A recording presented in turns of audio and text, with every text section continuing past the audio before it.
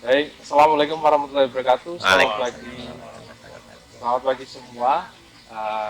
Jumpa lagi dengan saya, Wawan Prianto atau yang sering dipanggil Wan Coret gitu ya. Saya dari, kenalkan Bapak, saya dari Derap Guru, Jawa Tengah, yang sekarang memiliki media online juga. Wah, luar biasa. Bapak Muti, bagaimana Ya, kabarnya ini? alhamdulillah baik. Ini kegiatannya sangat sibuk ya Pak ya. Jelang Ya, akhir-akhir ini. enggak juga biasa aja lah. Oh ya, Artinya sebelumnya sibuk itu kan sudah ya biasa lah pekerjaan ya sudah sehari-hari. jadi makanan sehari-hari. Sehari-hari ya. Bapak, saya mau mengucapkan dulu ini selamat atas penganugerahannya, kemarin mendapatkan anugerah sebagai 40 tokoh inspiratif di Jawa Tengah. Bagaimana perasaannya? Ya, terima kasih atas apresiasinya. Alhamdulillah di 2023 mungkin beberapa lah ya. Eh, Kebetulan yang ini dari Suara Merdeka ya yang memberikan penghargaan sebagai salah satu tokoh inspiratif Jawa Tengah yang tadi malam penganugerahannya baru saya terima. Ya, saya kira karena penghargaan kan berarti apa yang selama ini sudah saya lakukan ya. Artinya sesuatu yang sudah terjadi sebenarnya. Nah, untuk itu saya hanya merasa bersyukur apa yang selama ini kami lakukan oleh Suara Merdeka dianggap menjadi inspirasi ya bagi ya mungkin khususnya Jawa Tengah, tapi karena tokoh nasional juga itu termasuk Mulyani, maka saya pikir menjadi uh, inspirasi ya, mudah-mudahan secara umum. Dan mungkin yang paling saya berharap karena itu menyangkut lagu ya perjalanan, mudah-mudahan perjalanan saya bisa sedikit lah ya memberikan inspirasi terutama kepada generasi muda bagaimana meniti perjalanan dalam sebuah kehidupan, karena itu adalah perjalanan saya hingga sampai saat ini. Saya kira ya, bersyukur, terima kasih, ada apresiasi lah. Baik, Bapak, ini kan kita tahu semua bahwa ini pada akhirnya Bapak ini akan mewakili Jawa Tengah. Ya. Saya tahu persis perjalanannya dari awal gitu.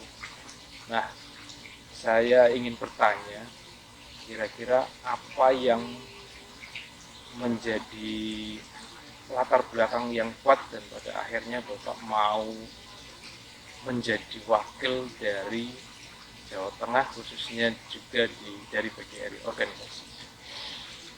Iya, mungkin sering ya saya sampaikan bahwa pada awalnya saya murni ya guru lah ya. Artinya orang yang ingin memulai dan mengakhiri karirnya eh, pada guru secara umum mungkin di dunia pendidikan. Alhamdulillah kan itu bisa berjalan lah dengan baik, artinya memulai saya dari sebagai dosen ya di IKPGRI pada saat itu sebagai sekretaris program studi, kaprodi, wakil dekan, wakil rektor, ya jadi rektor ya. Kalau dari sisi karir, saya sebagai guru di tempat saya bekerja, saya merasa sudah selesai lah, sudah sempurna. Sebagai warga masyarakat yang sebut saja mungkin saya memang hidupnya ya sepenuhnya karena guru kan mencurahkannya untuk pendidikan, maka saya juga terlibat dalam berbagai aktivitas pendidikan. Mulai mungkin dulu saya sering disebut sebagai pemerhati, saya terlibat juga di sekolah, baik sekolah negeri, di sekolah swasta hingga saat ini saya juga sebagai ketua yayasan di KP TK SD Islam Supriyadi. Lalu di PGRI saya membina mulai TK, SD, SMP, SMA, SMK dan perguruan tinggi di seluruh Jawa Tengah ya. Di sisi lain sebagai anggota PGRI, alhamdulillah saya juga mengalami perjalanan yang cukup mungkin baik ya, mulai jadi anggota, pengurus cabang khusus, pengurus salah satu badan khusus atau anak lembaga, lalu jadi sekbid, jadi sekretaris umum, hingga sekarang jadi ketua PGRI Jawa Tengah. Nah, pasca dari sebagai rektor, kebetulan saya masih ya diberikan amanat sampai saat ini sebagai direktur pengembangan dan evaluasi di Lembaga Akreditasi Mandiri Kependidikan yang akreditasi seluruh program studi kependidikan di Indonesia, negeri, swasta, termasuk di bawah Kementerian Agama.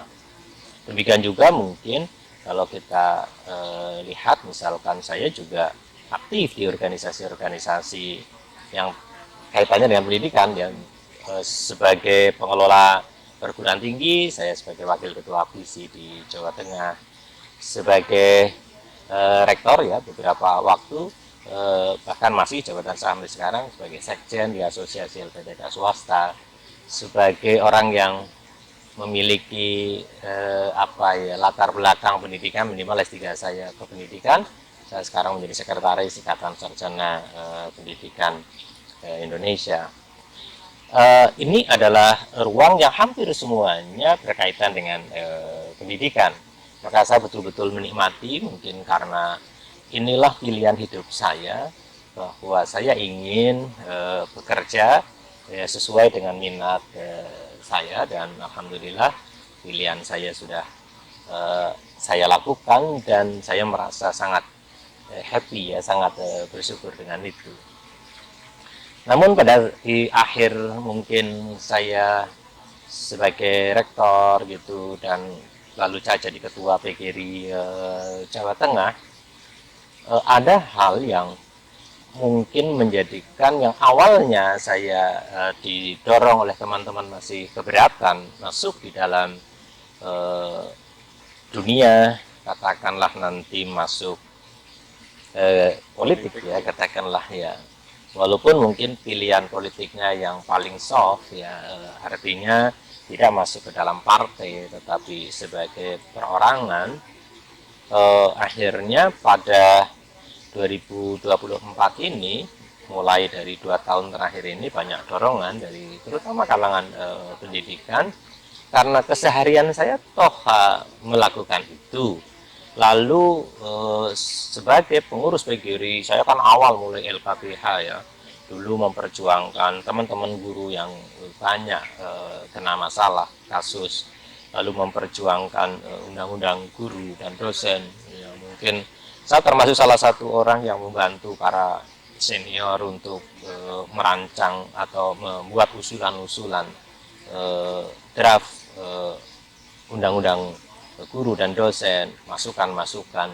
Karena waktu itu di samping kita sebagai PGRI, kita juga waktu itu Pak Soeharto sebagai anggota DPD ya. Saya kira itu pengalaman-pengalaman itu menarik ya pada waktu itu, sehingga saya juga ikutkan hadir ke DPD, ke DPR ya, mungkin perjalanan itu juga penting. Walaupun saya ke DPR sejak jadi dosen sudah biasa, dulu di Kota Semarang juga saya biasa menjadi tim penyusun perda ya, sehingga itu memang sudah banyaklah kami lakukan, termasuk sekarang juga di Asosiasi LPTK, lalu di Lamdik juga berhubungan dengan DPR atau legislatif ya. Nah, di sisi lain perjalanannya di PGRI banyak hal yang harus terus diperjuangkan, mulai implementasi undang-undang guru, di dalamnya banyak ya, ada peningkatan kualifikasinya, ada sertifikasinya, ada tunjangannya.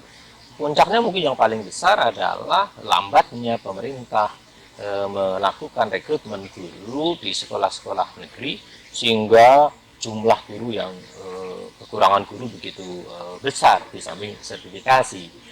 Pada saat itu kita terlibat langsung sebagai ketua PGRI untuk bagaimana mengupayakan, mulai dari Sekum sebenarnya, mengupayakan agar pemerintah punya kemauan atau political will untuk mengangkat guru, hingga akhirnya ditetapkan mengangkat guru di 2017, lalu di 2021 ya mengangkat 1 juta guru. Ternyata tidak mudah perjalanannya, mulai bagaimana kebijakan itu ditetapkan sampai kepada implementasi. Disitulah saya kira kita berjuang, ada hasilnya, tetapi merasakan betul bahwa karena kewenangan, misalkan dari sisi perundang-undangan, dari sisi kebijakan, pemerintah itu bersama legislatif, ya, maka peran legislatif menjadi sangat luar biasa pentingnya. Maka berkaca sebelumnya Pak Karto bisa efektif melalui DPD ya, ikut menghasilkan undang-undang guru dan dosen.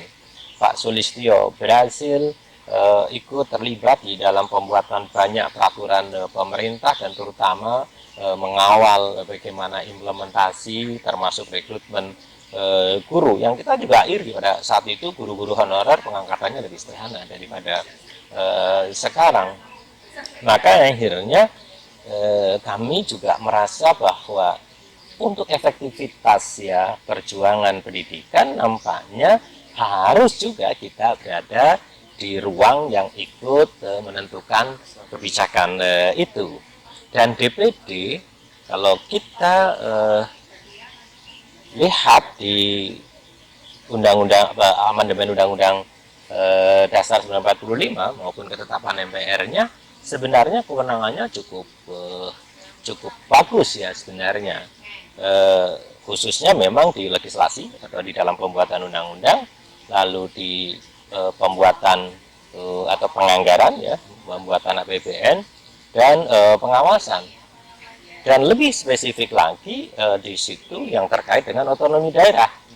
Maka saya pikir ini kalau kita masuk, tidak saja saya bisa masuk juga ke kebijakan-kebijakan pendidikan sebenarnya, tapi juga ke masalah-masalah lain untuk kesejahteraan masyarakat. Karena otonomi daerah memang cukup luas, di situ termasuk bagaimana pemerintah pusat dan daerah harus berbagi secara baik tentang kewenangannya, tentang anggarannya, tentang hasil ya sumber daya alamnya maupun sumber daya ekonominya. Bagaimana terkait masalah pendidikan pasti ya, kehidupan beragama, bagaimana tentang ketenaga kerjaan dan sebagainya, yang saya kira kalau kami bisa masuk di situ, kami melihat kami bisa ikut dalam proses penetapan kebijakan-kebijakan, lalu anggaran ini yang paling penting ya sebenarnya, lalu yang terakhir pasti mengenai bagaimana mengawasi agar semuanya berjalan sesuai dengan tracknya, tidak saja untuk kepentingan pendidikan, tetapi juga kesejahteraan masyarakat secara umum. Karena kami yakin bahwa tujuan kemerdekaan itu hanya bisa dicapai melalui pertama pendidikan yang harus baik, kesehatan masyarakat yang harus baik, terjaminnya kehidupan masyarakat atau ekonomi masyarakat sehingga kesejahteraan yang sesungguhnya bisa didapat. Nah, pada saat kami merenung bahwa iya ya, toh karir saya kalau di kantor saya kira saya sudah cukup, keluarga saya alhamdulillah sudah mentas semuanya ya. Saya anaknya hanya 2, yang Mbak Arep itu sudah jadi dokter spesialis penyakit dalam, sudah bekerja, yang kedua sekarang ambil spesialis mata. Menantu saya juga semuanya dokter. Saya pikir saya lihat cek lah, saya masih sehat gitu ya, masih bisa berpikir. Akhirnya dorongan teman-teman kami terima karena ini juga mengingat punya tradisi ya, PGRI selalu memiliki wakil agar ada efektivitas yang baik. Dan saya merasa di 5 tahun terakhir ada kekosongan ya di suara PGRI, suara guru, suara pendidikan yang kuat, terutama di di DPD terutama. Saya kira itulah yang mungkin utama. Jadi tadi berdasarkan perjalanan karir yang menempa kompetensinya Pak Muti, kemudian support dari organisasi dan Masyarakat yang juga ya. masyarakat juga. Nah ini ada tidak Bapak momen ketika akhirnya iya, tapi berdasarkan keluarga yang mungkin momen akhirnya iya saat itu kuat 100% gitu. Ya, kebetulan memang betul loh. Ya, pada 2019 artinya sekitar 2017 ya. Kami juga sudah sebenarnya didorong banyak oleh teman-teman ya untuk menggantikan Pak Sulis pada waktu itu. Tetapi pertama saya merasa juga mungkin belum siap ya secara mental, secara mungkin pikiran juga, anak-anak juga masih waktu itu masih kuliah, dan saya masih punya tanggung jawab juga di UKRIS karena saya juga yang jadi rektor mengubah IKIP jadi universitas itu ya.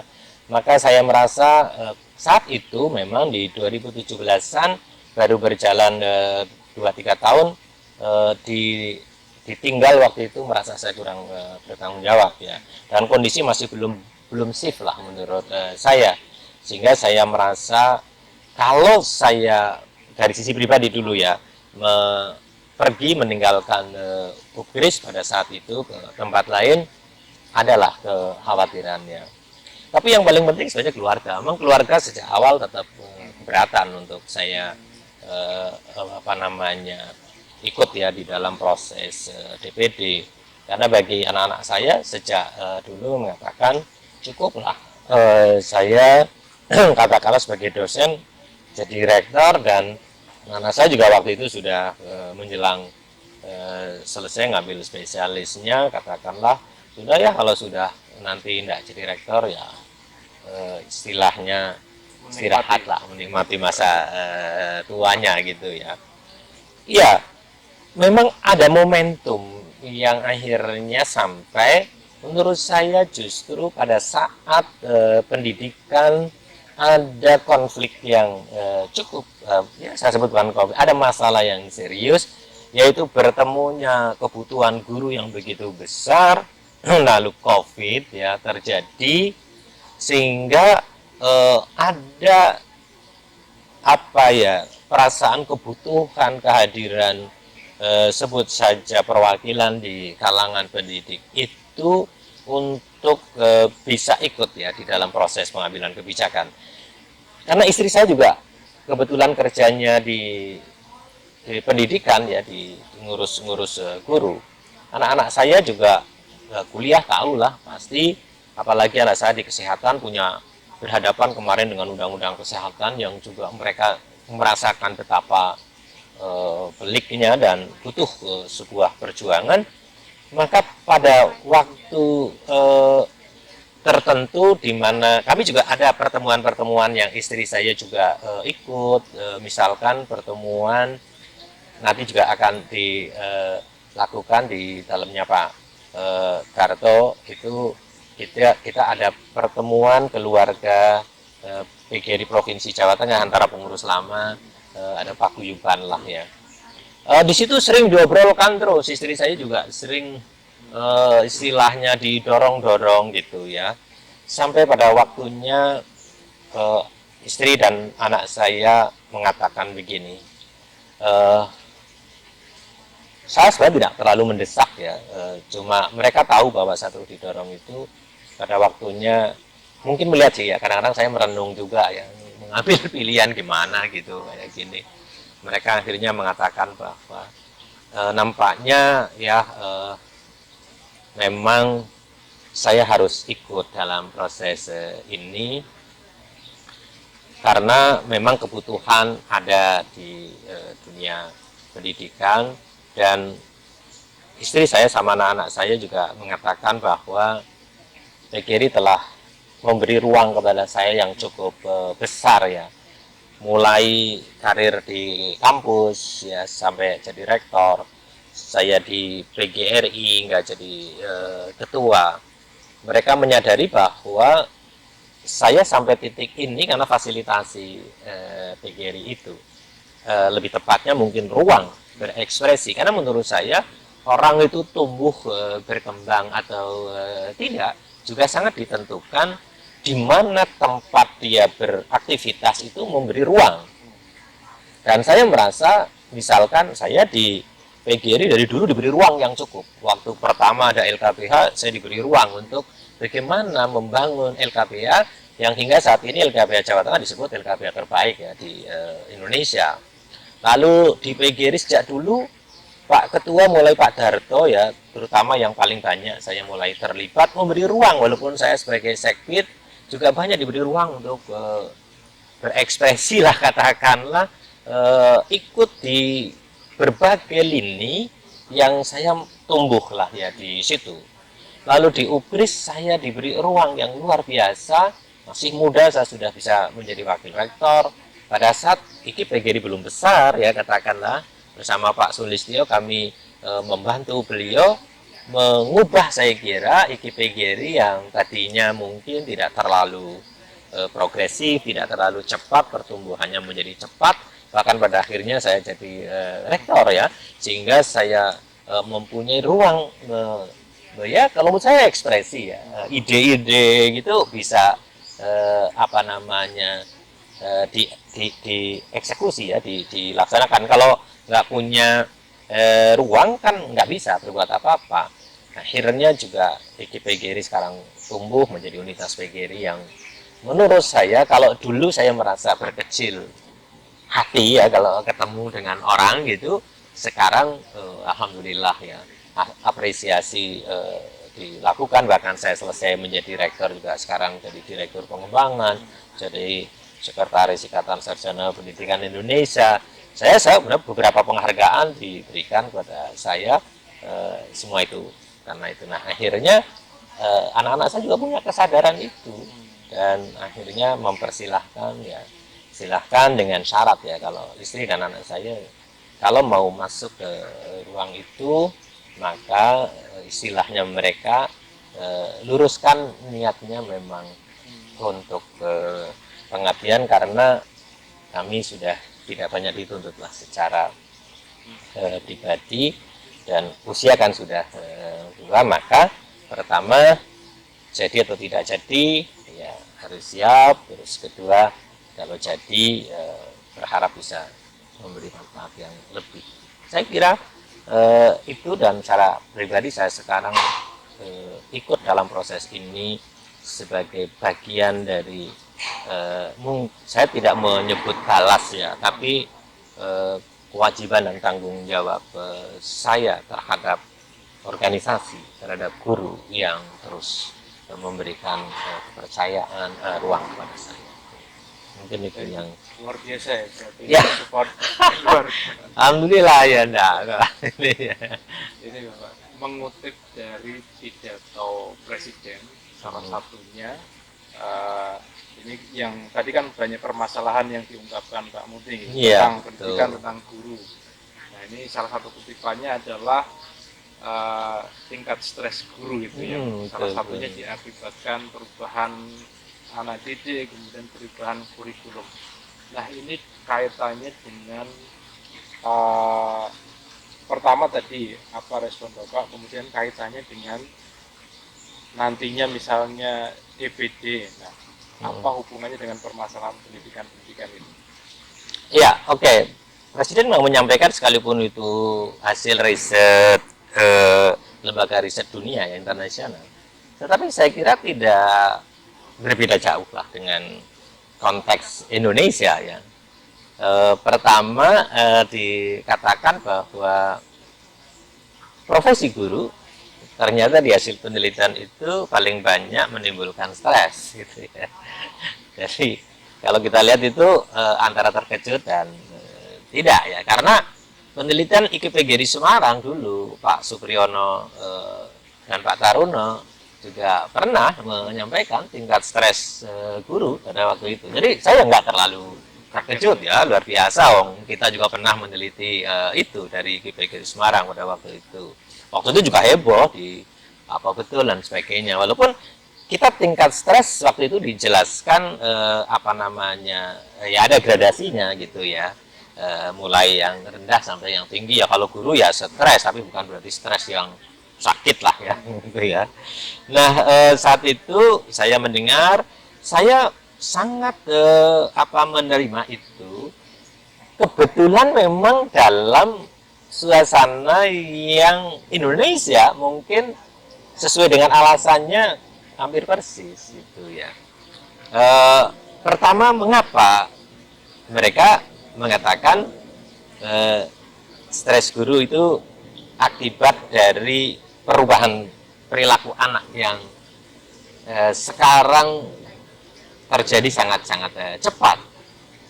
Tidak saja karena globalisasi, tapi perkembangan teknologi informasi, terlebih lagi di era COVID, anak yang semula dibatasi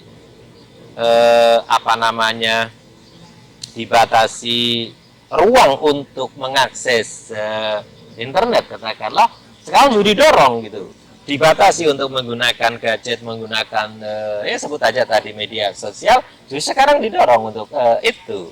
Nah, maka ledakan itu bersamaan terjadi antara perkembangan teknologi yang sangat cepat dengan kondisi dunia yang terjadi, yang akhirnya perilaku anak itu banyak perubahan yang sangat luar biasa. Dari tadinya pembelajaran daring, begitu masuk ya, terutama di Indonesia, guru-guru banyak yang kaget, anak jadi begini ya gitu ya. Nah, akhirnya banyak guru-guru yang ada tingkat stresnya mungkin meningkat ya. Lebih dari itu, yang kedua, bersama dengan itu kurikulum harus berubah gitu ya. Oh ya, nambah stres lagi, artinya kurikulum juga support ya terhadap tingkat stres ya terhadap anak itu. Nah, hal-hal yang saya kira mulai perubahan perilaku, terus perubahan kurikulum ini yang mungkin paling menonjol ya, kemarin kan disebutkan gitu ya. Jadi perilaku lalu kurikulum yang paling menonjol. Maka saya pikir kita tidak bisa mengatakan tidak. Memang itu terjadi karena setiap perubahan kurikulum ternyata membawa efek bagi guru. Apalagi di Indonesia, di mana kemarin perubahan kurikulumnya secara menurut saya tiba-tiba tanpa persiapan yang cukup baik bagi gurunya maupun sarana pendukung. Padahal kurikulum itu menurut saya kuncinya justru pada gurunya. Kalau gurunya tidak siap, maka dalam beberapa teori implementasi kebijakan, kalau kebijakan sudah ada, tetapi tingkat pemahaman eksekutor, yaitu di sini guru, itu tidak cukup, maka jauh dari panggang mestinya.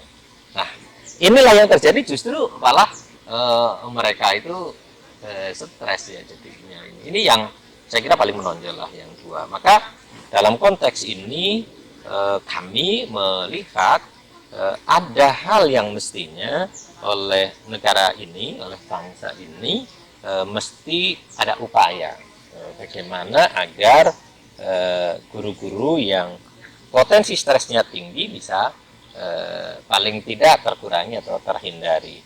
Caranya seperti apa? Ya memang lagi-lagi kekuasaan itu yang harus berbicara. Misalkan pertama, perilaku anak yang berubah begitu cepat harusnya kan jauh-jauh sudah diantisipasi. Dengan apa? Mestinya pemerintah dengan kebijakan yang menyiapkan para guru untuk menghadapi perubahan perilaku anak yang mungkin berbeda.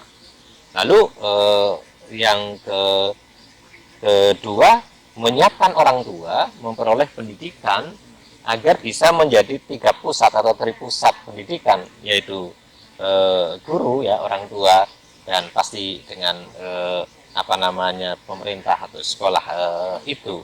Di sini yang saya kira mesti harus ada ya kebijakan yang memungkinkan untuk itu. Di sisi lain, mestinya pemerintah juga harus memastikan, menjamin para guru, karena kemarin paling banyak di Indonesia kan sudah kayak gitu, statusnya belum pasti, penghasilannya tidak layak gitu ya, maka harus memastikan juga kesejahteraannya. Dan ketiga yang lain yang menimbulkan stres adalah perkembangan teknologi.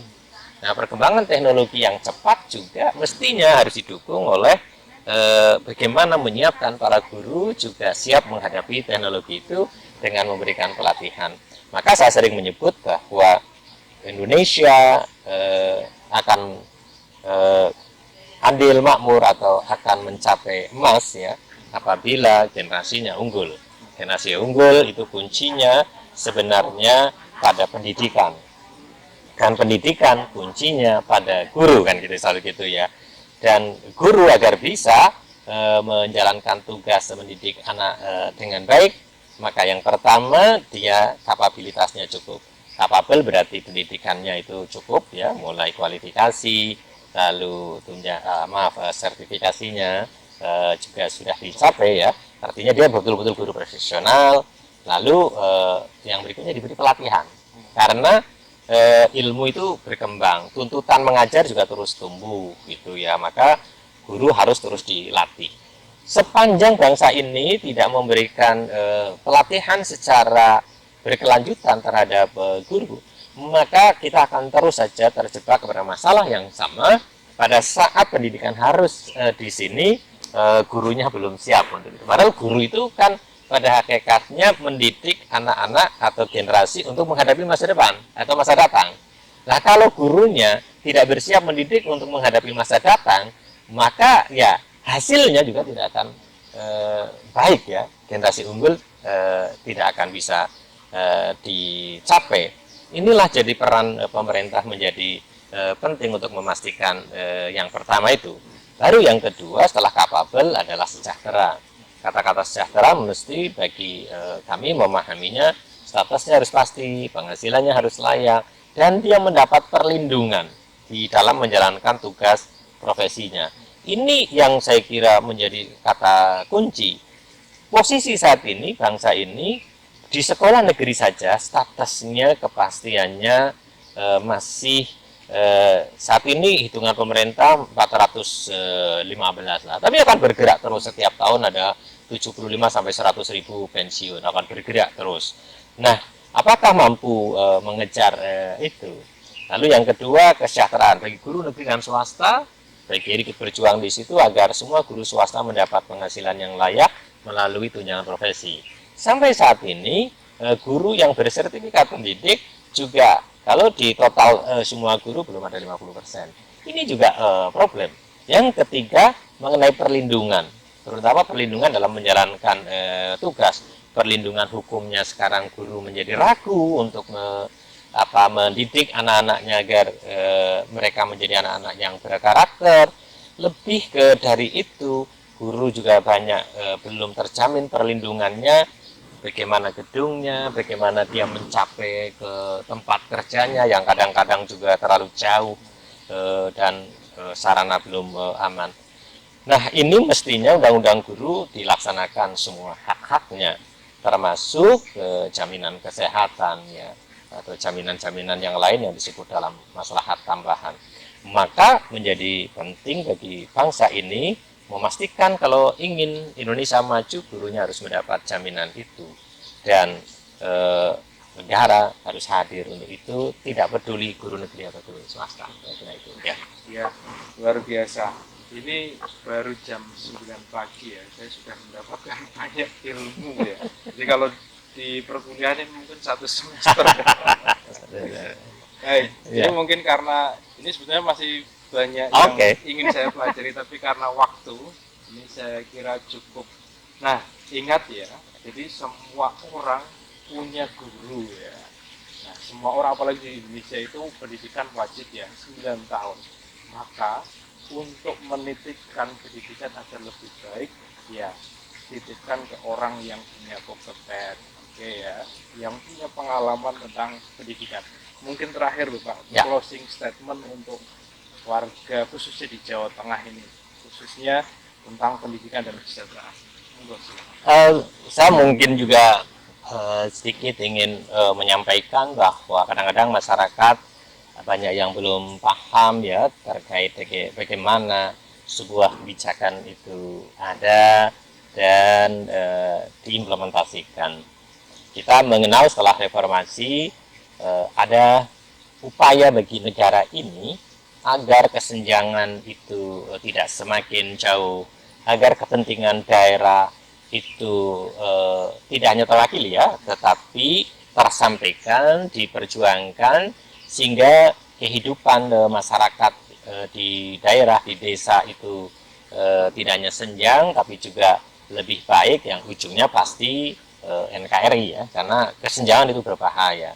Maka lahirlah lembaga tinggi baru yang disebut dengan Dewan Perwakilan Rakyat atau Dewan Perwakilan Daerah DPD ya, Republik Indonesia, yang tugasnya adalah legislasi, artinya terlibat dalam pembuatan undang-undang, penganggaran, dan pengawasan.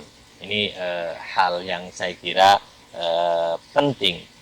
Maka berbicara mengenai bagaimana agar kehidupan kita lebih baik, saya selalu mengatakan pendidikan adalah kata kunci yang pertama. Yang kedua, kita mesti berbicara semua orang juga berhak untuk sehat ya. Dan yang ketiga, bagaimana kita terjamin kehidupan ekonominya sehingga kita bisa sejahtera. Tiga hal ini mestinya harus mampu disuarakan oleh legislatif kita, tidak saja oleh DPR, tetapi juga oleh DPD. Agar apa? Kehidupan kita, terutama masyarakat di daerah lebih baik. Dan DPD mestinya, karena memang namanya aja Dewan Perwakilan Daerah, ya artinya betul-betul mewakili daerah atas nama dirinya, tidak terikat dengan partai, harusnya lebih powerful, lebih maksimal ya di dalam memperjuangkan nasib kepentingan di daerah. Maka kita berharap perwakilan di DPD orang-orangnya semakin kompeten ya, memiliki kapasitas yang cukup agar bisa powerful di lembaga tinggi negara yang kita sebut dengan DPD. Mudah-mudahan pemilu 2024 ini menghasilkan para wakil-wakil rakyat kita, baik di DPR, di DPD, dan pasti juga pemerintah, yaitu presiden, nanti gubernur, dan bupati, wali kota, orang-orang yang memiliki kompetensi, orang-orang yang memiliki kepedulian terhadap kepentingan masyarakat, dan tidak kalah penting bagi kita semuanya betul-betul memiliki kepedulian terhadap pendidikan. Terima kasih. Baik, terima kasih. Sampai jumpa lagi ya. Mohon maaf jika ada kekurangannya ya. Sampai juga, jangan lupa kunjungi websitenya Derap Guru Jawa Tengah. Derap.com.